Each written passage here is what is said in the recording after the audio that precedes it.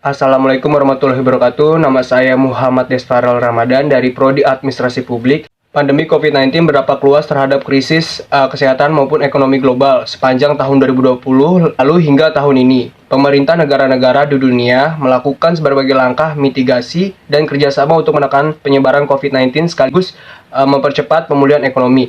Tahun ini kinerja ekonomi global diharapkan tumbuh positif seiring program stimulus ekonomi dan percepatan vaksinasi. Saya mengenai hal tersebut dari sisi baik maupun buruk untuk macam-macam pembangunan di setiap negara, yaitu yang pertama, penurunan kesejahteraan terjadi di semua kelompok pendapatan.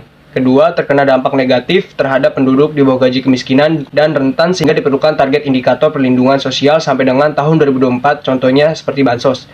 Yang ketiga, ada krisis ekonomi. Finansial di pandemi COVID-19 mempengaruhi krisis pangan, ketersediaan pangan, akses dan kualitas konsumsi pangan, produktivitas sumber daya manusia, pertanian. Dan yang keempat, ada dampak pada pendidikan, berdampak negatif pada hasil belajar siswa. Dalam pembangunan lingkungan, di sini ada yang pertama ada krisis iklim terabaikan sementara, dan yang kedua, peningkatan kualitas air saluran menjadi jernih. Pembangunan hukum dan tata kelola ialah keterbukaan informasi kepada publik dengan konteks sebuah hoax COVID-19.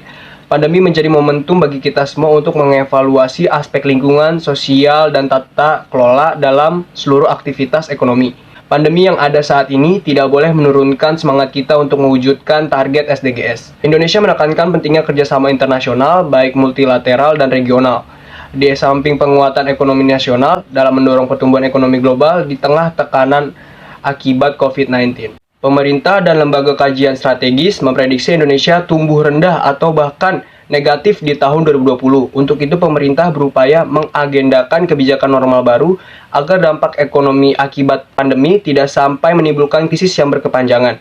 Kebijakan ini berhubungan dengan perencanaan pembangunan yang dimana pemerintah sudah menetapkan program, target, dan major project di rencana pembangunan jangka menengah nasional atau biasa disebut dengan RPJMN di tahun 2020 sampai dengan tahun 2024. Sekian dari saya, wassalamualaikum warahmatullahi wabarakatuh.